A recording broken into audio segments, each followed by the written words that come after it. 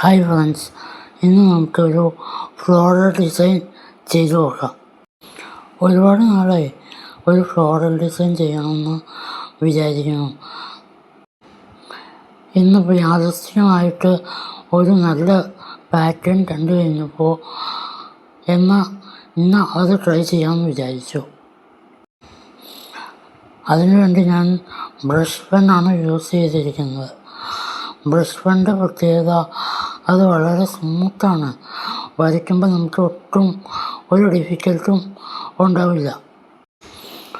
Body art പോലെ തന്നെ കുറച്ചധികം ടൈം വേണ്ട ഒരു ആർട്ട് വർക്ക് തന്നെയാണ് ഈ ഫ്ലോറൽ ഡിസൈനും. ബട്ട് കുറച്ചുകൂടി കളർഫുള്ളായിരിക്കും.